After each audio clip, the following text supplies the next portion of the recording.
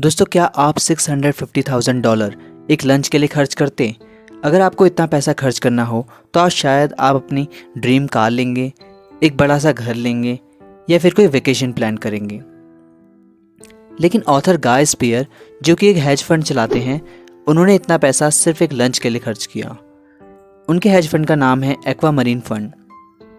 उन्होंने इतना पैसा इसलिए खर्च किया क्योंकि उन्हें उम्मीद थी कि इस लंच के बाद उन्हें एक डायरेक्शन मिल जाएगी, उन्हें एक डायरेक्शन मिलेगी लाइफ में, जिससे वो सही रास्ते पर चल सकें। ये लंच था वॉरेन बफे के साथ, जो कि एक वैल्यू इन्वेस्टर और फिलैंथेरेपिस्ट हैं। और ऑथर की सोच बिल्कुल सही निकली। इस लंच के बाद उनकी ज़िंदगी बदल गई। उन्होंने एक बुक लिखी जिसका नाम है the education of a value investor. आज हम इस वीडियो में उसी बुक से 5 लेसन देखेंगे। Lesson number 1, find your compass. Compass एक डिवाइस होता है जो आपको एक नॉर्थ डायरेक्शन बताता है। ये डिवाइस ट्रैकिंग में अक्सर यूज़ होता है। उसी तरह से आपको भी लाइफ में एक कंपास चाहिए, एक मेंटर चाहिए, एक गाइडेंस चाहिए जो आपको बताए कि आपको किस रास्ते जाना है, आपको इस वाले रास्ते जाना है या फिर इस वाले रास्ते जाना है। आइए देखते हैं कि ऑथर की लाइफ में ये कंपास कैसे मिला। अपना मेंटर ढूंढने से पहले ऑथर की ज़िंदगी कुछ इस तरह से थी। उन्होंने ऑक्सफोर्ड यूनिवर्सिटी से ग्रेजुएशन किया। ऑक्सफोर्ड जैसी यूनिवर्सिटी से ग्रेजुएशन करने के बावजूद भी उन्हें करियर के शुरुआती दौर में काफ़ी मुश्किलों का सामना करना पड़ा। अपने करियर की शुरुआत में उन्होंने काफ़ी लॉस उठाए। उन्होंने वॉल स्ट्रीट में एक फंड में इन्वेस्टमेंट बैंकर के तौर पे काम करना शुरू किया और उस हेज फंड के काम करने के तरीके से उन्हें बिल्कुल खुश नहीं थी। वो बिल्कुल मायूस होने लगे, वो डिप्रेशन में चले गए। उन्हें गाइडेंस की ज़रूरत थी। वो जानना चाहते थे कि लाइफ में अब आगे उसे कैसे उभरा जाए। उन्होंने कुछ लोगों से वैल्यू इन्वेस्टिंग के बारे में सुना। वैल्यू इन्वेस्टिंग वो कॉन्सेप्ट है जिसमें हम कंपनी के फंडामेंटल्स देख के उनकी ग्रोथ का अंदाज़ा लगाते हैं और फिर उनमें इन्वेस्ट करते हैं। ऑथर ने वैल्यू इन्वेस्टिंग के बारे में सर्च करना शुरू किया और उन्हें पता लगा कि वैल्यू इन्वेस्टिंग के जो सबसे बड़े प्लेयर हैं वो वॉरेन बफे हैं। तब उन्होंने वॉरेन बफे की कंपनी बर्कशायर हैथवे को स्टडी करने का फैसला किया। हर कंपनी अपने शेयर होल्डर्स के लिए साल के एंड में एक मीटिंग रखती है जिसे एनुअल मीटिंग कहा जाता है।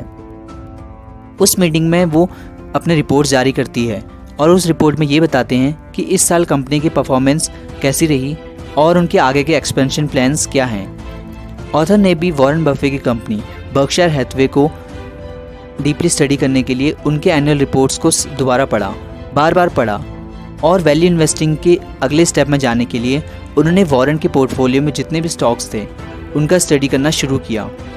वो जानना चाहते थे कि वॉरेन स्टॉक्स में क्या देखते हैं, कौन से फैक्टर को कंसिडर करते हैं जिससे वो इतना अच्छा स्टॉक सिलेक्शन कर पाते हैं। धीरे धीरे ऑथर का थॉट प्रोसेस भी वॉरेन की तरह होने लगा। जब भी वो किसी सिचुएशन में फंसते तो वो अपने आप से एक ही सवाल पूछते कि अगर वॉरेन मेरी जगह पर होते तो वो क्या करते।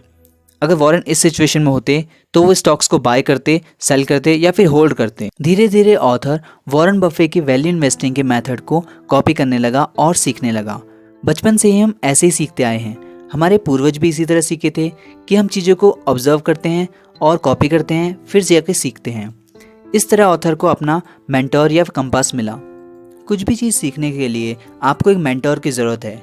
जैसा कि चार्ली मंगर ने कहा है कि make friends with the eminent dead, यानी मुर्दों के साथ दोस्ती करो, यानी उनसे सीखो। आप उनसे सीख सकते हैं उनकी क्रिएशन पढ़ के, जैसे कि आप उनकी बुक्स पढ़ सकते हैं या फिर उनकी स्पीचेस सुन सकते हैं या फिर उनकी डॉक्यूमेंट्री सुन सकते हैं। अगर आपको वैल्यू इन्वेस्टिंग सीखनी है तो वैल्यू इन्वेस्टिंग के मास्टर वॉरेन बफे से सीख सकते हैं। अगर आपको उनकी तरह सोचना है तो आपको उनके पोर्टफोलियो में जो भी स्टॉक्स हैं आप उनको देख सकते हैं और सीख सकते हैं कि वॉरेन कौन से फैक्टर को कंसिडर करके स्टॉक्स सेलेक्ट करते हैं। Lesson number 2, use date as an anchor. Financial market में सक्सेसफुल होना इतना आसान नहीं होता क्योंकि हमें बहुत सारी चीज़ों का ध्यान रखना पड़ता है। एंकर उसे कहा जाता है जो जहाज को किनारे पर रोकने के लिए यूज़ किया जाता है। उसी तरह से हमें भी हमेशा अपने कर्जे से बचे रहना चाहिए। अगर आपको स्टॉक मार्केट में सक्सेसफुल होना है तो आपको बहुत लंबे समय तक रेशनल होकर सोचना पड़ता है। आप हमेशा एक बुल या फिर बियर बन के नहीं रह सकते, आपको रेशनल होना पड़ता है। इन्वेस्टिंग का एक रूल याद रखिए कि यहाँ पे सिर्फ एक ही रूल है और वो है नेवर लूज मनी, यानी कि अपने पैसे को कभी ना खोया जाए। इसके लिए ज़रूरी है कि आप डेट से यानी कर्जे से बचे रहें। जब 15 सितंबर 2008 को लेमन ब्रदर ने बैंक्रप्सी फाइल की थी, अगर तब गाय स्पेयर ने लेवरेज लेके यानी कि डेट लेके मार्केट में पैसा लगाया होता तो वो मार्केट से बाहर हो चुके होते, वो बिल्कुल डिप्रेशन में चले जाते क्योंकि उनका सारा पैसा ख़त्म हो चुका होता। Lesson number 3, shut the noise out, यानी कि शोर शराबे से दूर रहा जाए, यानी कि डिस्ट्रैक्शन से दूर रहा जाए। फाइनेंशियल मार्केट में एक सबसे बड़ी दुविधा ये होती है कि हम हमेशा अपने रिटर्न को दूसरों से कंपेयर करते हैं। मान लीजिए आपने एक स्टॉक देखा और आपने उसके फंडामेंटल देख के उस पर इन्वेस्ट किया और आपको एक अच्छा खासा रिटर्न मिला। मान लीजिए आपको मिलता है रिटर्न 10% का और आप अपने इस रिटर्न से बहुत खुश हैं। और मान लीजिए कि आप इसी खुशी के साथ अपने दोस्तों की पार्टी में गए हैं और अब आप आपस में ऐसी डिस्कशन कर रहे हैं रिटर्न के बारे में। तो आपने बताया कि मेरे को रिटर्न मिला है 10% का और मैं बहुत खुश हूँ। लेकिन अब जो है आपस ग्रुप में डिस्कशन चालू हो गया है कि ओए तुझे कितना रिटर्न मिला है। तो कोई वहाँ से बोलेगा कि मुझे 20% का रिटर्न मिला है और कोई बोलेगा मेरा रिटर्न तो 25% का था। तो पहले आप बहुत खुश थे अपने 10% के रिटर्न से, लेकिन अब आप अपने 10% को उनके रिटर्न से कंपेयर कर रहे हैं बिना ये जाने कि उन्होंने कितने शेयर लिए थे और क्या उन्होंने कंपनी के फंडामेंटल देखे थे या फिर बस टीवी में देख के या किसी दोस्त के कहने पे उन्होंने कंपनी में इन्वेस्ट किया था और तब जाके उन्हें रिटर्न मिला। तो जो आप पहले बहुत खुश थे अपने 10% के रिटर्न से, अब आप दुखी होंगे क्योंकि आप अपने रिटर्न को दूसरे से कंपेयर कर रहे हैं। इस सब नॉइज़ को अवॉइड करने के लिए गाय स्पेयर जो हैं वो स्विट्ज़रलैंड में मूव हो गए और उन्होंने अपना ऑफिस वहीं सेटअप किया ताकि वो वॉल स्ट्रीट के डेली अप डाउन से, यानी कि जो ट्रेडर के या फिर जो टेलीविज़न में न्यूज़ आते हैं उन नॉइसेस से बच सकें और अपना इन्वेस्टमेंट शांति से बिल्कुल फंडामेंटल देख के कर सकें। गाय स्पेयर कहते हैं कि अगर आपको इन नॉइसेस से बचना है तो सोशल मीडिया को अवॉइड किया जाए। Lesson number 4, stand still in order to run fast. असल ज़िंदगी में हमेशा हमें मूव करते रहना पड़ता है अगर हमें तेज़ दौड़ना है तो, चाहे हम थक जाए लेकिन हमें मूव करते रहना पड़ता है। लेकिन स्टॉक मार्केट में और फाइनेंशियल मार्केट में इसका अपोजिट होता है, हमें हमेशा इनएक्टिविटी के पैसे मिलते हैं। आपने अक्सर इन लोगों का नाम सुना होगा जैसे कि वॉरेन बफे, चार्ली मंगर या फिर राकेश झुनझुनवाला। ये सब इन्वेस्टर हैं, ट्रेडर नहीं हैं। जो ट्रेडर जो होता है वो रोज़ के डेली के अप डाउन मूव से पैसे कमाता है, यानी कि आज वो 1%, कल 2% डाउन, फिर 1% ऊपर, इन सब से वो पैसे कमाता है ट्रेडर। लेकिन जो इन्वेस्टर होता है वो हमेशा लॉन्ग टर्म सोचता है और वो कुछ नहीं करता, सिर्फ इन्वेस्ट करता है और आराम से 2-3 सालों बाद उसको अच्छा खासा रिटर्न मिलता है। तो इन्वेस्टर को हमेशा इनएक्टिविटी के पैसे मिलते हैं। एक वैल्यू इन्वेस्टर स्टॉक के डेली प्राइस मूवमेंट को कैप्चर नहीं करता। अगर आपको स्टॉक बेचना या खरीदना है तो गाय स्पेयर ने एक रूल बनाया है कि आप ये तभी करें जब ट्रेडिंग आवर्स बंद हो जाएं, यानी कि अगर इंडिया का टाइम देखा जाए तो 3:15 से 3:20, 3:30 तक। वैल्यू इन्वेस्टर हमेशा कंपनी के फंडामेंटल को फॉलो करते हैं, डेली प्राइस मूवमेंट को नहीं। Lesson number 5, don't talk about your investment. ये लेसन कहता है कि एक इन्वेस्टर को कभी भी अपने इन्वेस्टमेंट के बारे में पब्लिकली अपने दोस्तों से नहीं बोलना चाहिए, स्पेशली कि आपने कौन सी कंपनी में लिए हैं और कितने नंबर ऑफ शेयर्स खरीदे हैं आपने। इससे 2 चीज़ें होंगी। पहला तो ये कि उस कंपनी से रिलेटेड जितने भी न्यूज़ डेली आते रहते हैं आप उनसे बचे रहेंगे। दूसरा ये कि अगर मान लीजिए अगर स्टॉक आपके डायरेक्शन में नहीं गया तो हम अपनी क्रेडिबिलिटी खो देंगे। इसलिए एक इन्वेस्टर को कभी भी अपने इन्वेस्टमेंट के बारे में पब्लिकली नहीं बोलना चाहिए। क्या आपने कभी चीटी को देखा है? उनका जीवन बहुत ही ऑर्गेनाइज होता है, उनके कुछ रूल्स होते हैं और वो उसे पूरा करते हैं। जब चीटी अपने जीवन के लिए सिंपल से रूल बना सकती है तो एज ए इन्वेस्टर हम क्यों नहीं? इंसानी दिमाग को चलाने के लिए सिर्फ 12 वॉट्स की बिजली चाहिए, जो कि किसी बल्ब को चलाने से भी कम है। और अगर पावर कंजप्शन के अकॉर्डिंग देखा जाए तो आज के कंप्यूटर से बहुत ही कम बिजली चाहिए होती है। अगर हमें अपने इन्वेस्टमेंट के डिसीजन को इम्प्रूव करना है तो हमें भी कुछ सेट ऑफ रूल्स और कुछ रूटीन्स चाहिए जिससे हम इम्पॉर्टेंट फैक्टर्स को निगलेक्ट ना करें। गाय स्पेयर ने बहुत मेहनत करके एक स्ट्रक्चर्ड अप्रोच बनाई है जिससे वो इन्वेस्टिंग जैसे मुश्किल प्रोसेस को आसान बना सकें। उसमें उन्होंने सब कुछ इंक्लूड किया है, जैसे जब वो स्टॉक्स रिसर्च करते समय वो क्या पढ़ते हैं, किससे बातें करते हैं, कॉर्पोरेट मैनेजमेंट से डील कैसे करते हैं, कौन से स्टॉक्स में ट्रेड करना है। इन सब के लिए उन्होंने रूल्स बनाए हैं। इनमें से कुछ चीज़ें आपके लिए अच्छे से काम करेंगी और इन रूल्स को फॉलो करने के बाद आप भी अपने इन्वेस्टमेंट प्रोसेस को सिस्टमैटिक वे में देखने लगेंगे। क्योंकि अगर आप इन्वेस्टमेंट के प्रति सीरियस हैं और अच्छे रिटर्न्स चाहते हैं तो आपको इन रूल्स की ज़रूरत पड़ेगी, क्योंकि छोटी छोटी गलतियों से आपके रिटर्न पर असर पड़ सकता है। गाय स्पेयर ने मोनिश पबराई से बहुत कुछ सीखा। उनसे बात करने के बाद उन्हें पता चला कि उनके इन्वेस्टमेंट अप्रोच में मोनिश से थोड़ी सी डिफरेंस है। मोनिश पबराई एक इंडियन इन्वेस्टर हैं और उन्होंने द धंधो इन्वेस्टर बुक लिखी है। मोनिश कहते हैं कि वो कभी भी बाय और सेल ऑर्डर मार्केट ओपन के दौरान नहीं करते। जब ट्रेडिंग आवर्स खत्म हो जाते हैं तो उसके बाद वो बाय और सेल ऑर्डर डालते हैं। मोनिश से बात करने के बाद गाय स्पेयर को लगा कि उनके सिस्टम में कुछ गलती है, क्योंकि मोनिश मार्केट में अनसर्टेनिटी को अज्यूम करके चलते हैं, लेकिन गाय स्पेयर मार्केट को इमोशनली डील कर रहे थे। अपने इन्वेस्टमेंट अप्रोच को बेटर बनाने के लिए उन्होंने 8 रूल्स बनाए और ये रूल हमें भी हेल्प करेंगे। इनमें से मेरा फेवरेट चौथा वाला है। आप कमेंट सेक्शन में जरूर बताइएगा कि आपको कौन सा रूल सबसे अच्छा लगा। तो सबसे पहला रूल है rule number 1, stop checking stock price. एक सोच जो हर नए इन्वेस्टर की होती है, उन्हें लगता है कि हमेशा स्क्रीन के सामने बैठे रहना चाहिए। वो हर दूसरे दिन स्टॉक का प्राइस देखते हैं कि कितना बढ़ गया है, कितना घट गया है। उनकी सोच होती है कि अगर हम स्टॉक को देखेंगे नहीं तो अगर कोई बड़ी न्यूज़ आएगी तो उनका पैसा डूब जाएगा। ये बहुत ही गलत सोच होती है इन्वेस्टर की, क्योंकि अगर आप प्राइस को देखते रहेंगे और रोज रोज प्राइस को चेक करेंगे तो आप इमोशनल हो जाएंगे, तब आप अपने आप को रोक नहीं पाएंगे। हमें लगेगा कि ये स्टॉक इतना बढ़ गया है या इतना गिर गया है तो हमें कुछ करना चाहिए, नहीं तो बहुत बड़ा लॉस हो सकता है। वॉरेन बफे कहते हैं कि हमें कोई स्टॉक तभी लेना चाहिए जब हम उसे एटलीस्ट 5 साल तक होल्ड करने के बारे में सोचें। डैनियल के मैन और एमोस टेवस्की ने एक रिसर्च की जिनसे उन्हें पता लगा कि जितनी खुशी एक इन्वेस्टर को प्रॉफिट कमाने में होती है, उससे दुगना दुख उन्हें लॉस होने पर होता है।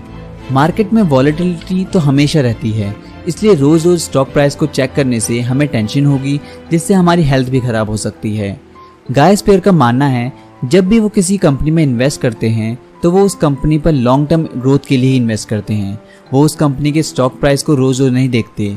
जैसा कि वॉरेन बफे ने बर्लिंगटन नॉर्थर्न सेंटा फे कंपनी में इन्वेस्ट किया, क्योंकि बफे को यकीन था कि अगर यूएस इकोनॉमी ग्रो करेगी तो कंपनी और वैल्यूएबल बनेगी। ये कंपनी रेलवे नेटवर्क बनाती है, तो कोई नई कंपनी उसके कंपटीशन में दूसरी रेलवे लाइन तो लगाएगी नहीं, तो बर्लिंगटन कंपनी तो रिप्लेस नहीं होगी। इसे हम मोट यानी कॉम्पिटिटिव एडवांटेज कहते हैं। तो पॉइंट ये है कि अगर आप भी ऐसे फैक्टर्स देख के इन्वेस्ट करेंगे तो आपके रिटर्न्स भी आसमान छूने लगेंगे और आपको रोज रोज स्टॉक प्राइस देखने की जरूरत भी नहीं पड़ेगी। क्योंकि अगर वॉरेन बफे रोज रोज स्टॉक प्राइस देखते तो वो कोको कोला और अमेरिकन एक्सप्रेस जैसी कंपनी से बिलियंस डॉलर नहीं कमाते। दूसरा रूल है, if someone tries to sell you something don't buy it. जब गाय स्पेयर अपने सक्सेस के शुरुआती दौर में थे और उनके रिटर्न्स अच्छे थे, तब उनको कॉल आने लगे ब्रोकर्स के कि ये स्टॉक में इन्वेस्ट कर लीजिए, इसके फंडामेंटल अच्छे हैं। इनमें से कुछ इन्वेस्टमेंट अच्छी होती थी, लेकिन ज़्यादातर में उनका नुकसान ही हुआ। फिर उन्होंने एक रूल बनाया कि जो भी स्टॉक उन्हें बेचा जाएगा वो उसमें कभी भी इन्वेस्ट नहीं करेंगे। वॉरेन बफे को ये बात पहले से ही पता थी, इसलिए वो कभी भी आईपीओ में इन्वेस्ट नहीं करते, ना किसी ऐसी कंपनी में इन्वेस्ट करते हैं जो उन्हें रिकमेंड किए जाते हैं। अगर इन्वेस्टर टिप्स और रिकमेंडेशन वाले स्टॉक से दूर रहे और अपना एनालिसिस खुद करे तो उनका नुकसान होने की प्रोबेबिलिटी बहुत कम हो जाएगी। क्योंकि जब कोई आपको स्टॉक रिकमेंड करता है या किसी कंपनी के बारे में सजेस्ट करता है कि ये कंपनी में इन्वेस्ट कर लो, इसका रिटर्न अच्छा है या फंडामेंटल अच्छे हैं, तो हमेशा उसका कोई पर्सनल इंटरेस्ट ज़रूर होता है और आपका माइंड फिर बायस हो जाता है और फिर आप अपने एनालिसिस को उसी ढंग से देखते हैं। इसलिए आपको इंडिपेंडेंटली होकर डाटा और फैक्ट के बेसिस पर रिसर्च करनी चाहिए और फिर इन्वेस्ट करना चाहिए। तीसरा रूल कहता है, डोंट टॉक टू मैनेजमेंट। एक स्टॉक रिसर्च करते समय आपने काफ़ी बार सुना होगा कि मैनेजमेंट से बात करनी चाहिए, क्योंकि उन्हें बहुत कुछ पता होगा कंपनी के बारे में जो आम इंसान को नहीं पता। लेकिन ऑथर कहते हैं कि मैनेजमेंट और टॉप लेवल के एग्जीक्यूटिव बेस्ट सेल्स पीपल होते हैं, क्योंकि कंपनी की कंडीशन कैसी भी हो वो हमेशा अपने ऑडियंस और शेयर होल्डर को कंपनी की ऑप्टिमिस्टिक पिक्चर ही दिखाते हैं। ऐसा नहीं कि वो लोग धोखेबाज होते हैं, पर ये उनका काम है, ये स्किल है जिसकी वजह से वो टॉप लेवल पर हैं। गाय स्पेयर कहते हैं कि अगर आपको एक स्टॉक खरीदने के लिए उसके मैनेजमेंट से बात करनी पड़ रही है तो आपके रिसर्च में कुछ ना कुछ कमी है। ये पॉइंट गाय स्पेयर ने मोनिश पबराई जी से सीखा। मैनेजमेंट के टॉप लेवल एग्जीक्यूटिव से बात नहीं करनी चाहिए।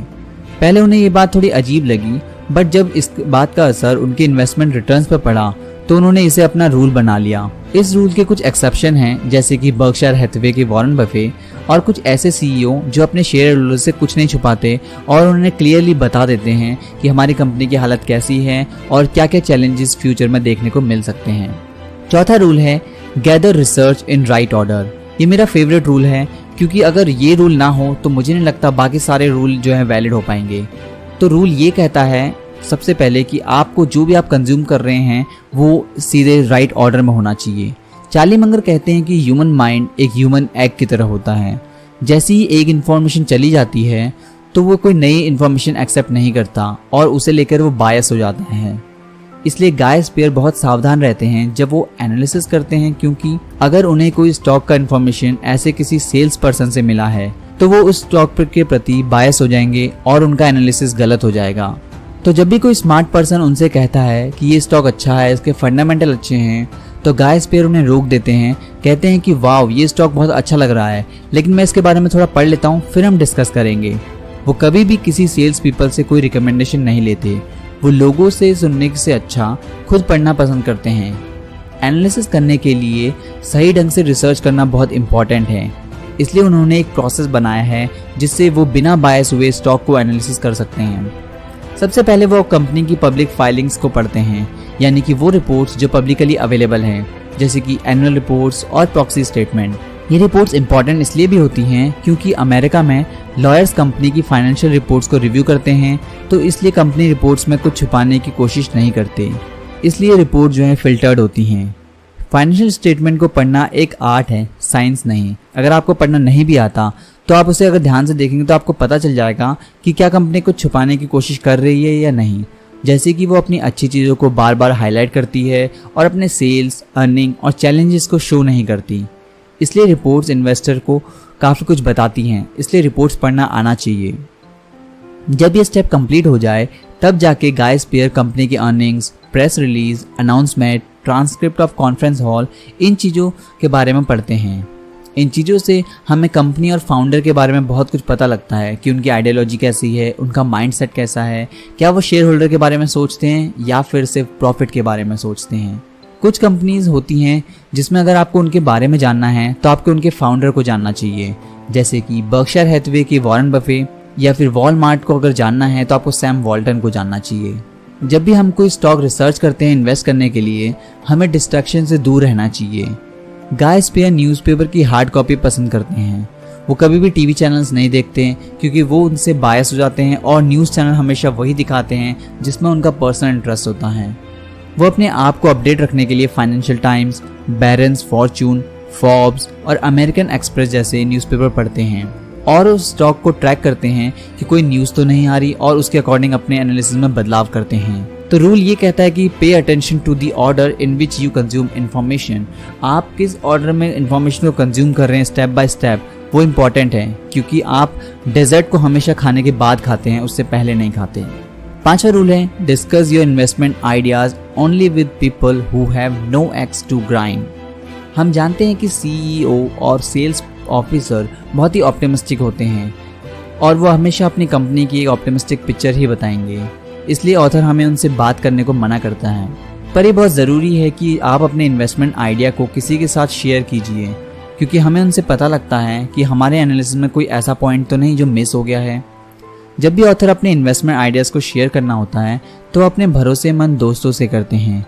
काफ़ी सालों से वो अपने आइडियाज़ को कुछ दोस्तों से शेयर करते हैं, जैसे कि Nick Sleep, Chris Hohn, Bill Ackman, Steve Wallman, Allan Benello, Ken Shubin Stein, Dante Albertini, Jonathan Brandt and Greg Alexander. Investment के डिस्कशन के लिए सबसे अच्छे वो लोग होते हैं जो अपनी ईगो को साइड में रख के डिस्कस करते हैं। गाय स्पेयर सबसे इंपॉर्टेंट इन्वेस्टमेंट की डिस्कशन मोनिश पब्राई से करते हैं, क्योंकि मोनिश काफ़ी समझदारी वाली सलाह देते हैं और उनको उस इन्वेस्टमेंट से कोई लेना देना भी नहीं होता। गाय स्पेयर का मानना है कि किसी भी ऐसे कन्वर्सेशन जो कि इन्वेस्टमेंट आइडिया से रिलेटेड हो या इन्वेस्टमेंट के प्रति हो, वो तभी अच्छी होती है जब उसमें 3 चीज़ें हों। पहली, जो भी इन्वेस्टमेंट के बारे में डिस्कस हो वो कॉन्फिडेंशियल होनी चाहिए, किसी को कुछ पता नहीं चलना चाहिए। दूसरा, डिस्कशन के दौरान सामने वाला आदमी ये ना बताए कि तुम गलत कर रहे हो या फिर वो हमारे डिसीजन पे नाराज़ ना हो जाए, ऑफेंड ना हो जाए कि यार ये पॉइंट तुमने गलत ले लिया, ऐसा क्यों किया।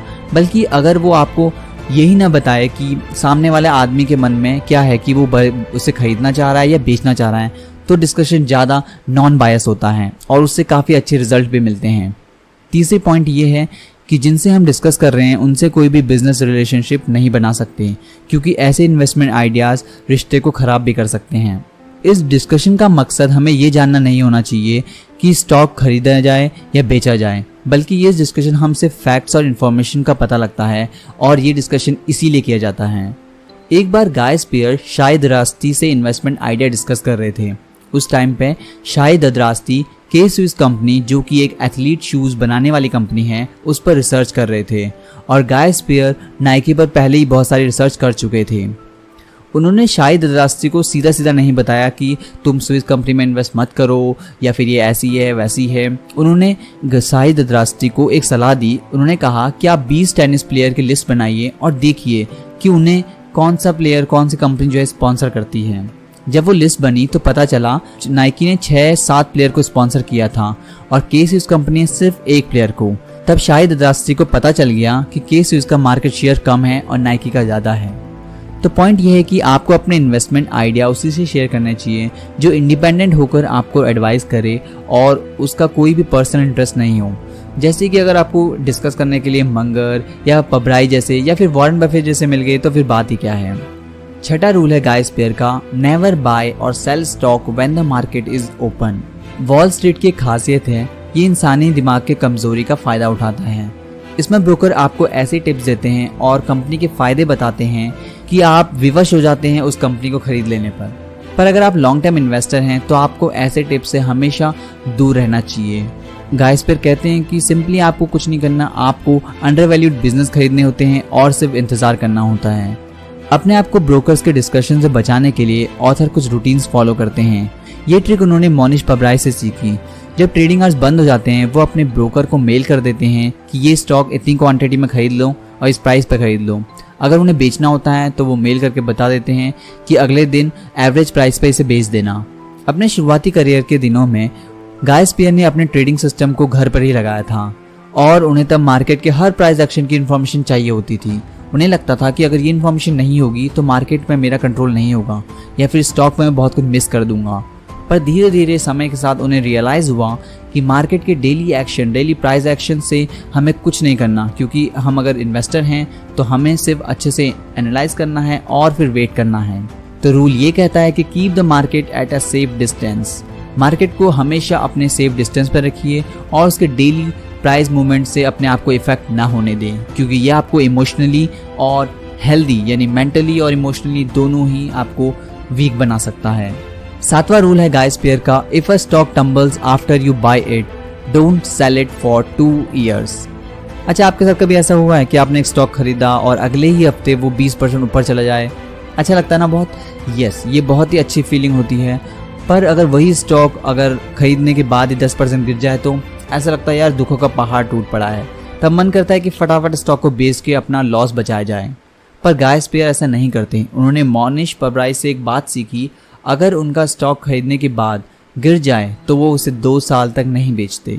जब गाय स्पियर और मोनिश वॉरेन बफेट के साथ लंच करने गए थे तब उन्होंने ये एडवाइस मोनिश से सीखी और इस एडवाइस से वो अपने आप को जल्दी में गलत डिसीजन लेने से रोक लेते हैं। तो जब भी वो स्टॉक खरीदते हैं तो वो ये सोच कर खरीदते हैं कि अगर इसका एनालिसिस मैंने गलत किया तो मुझे इस स्टॉक को 2 साल तक होल्ड रखना होगा, और जिससे वो अपना एनालिसिस और ध्यान से कर पाते हैं।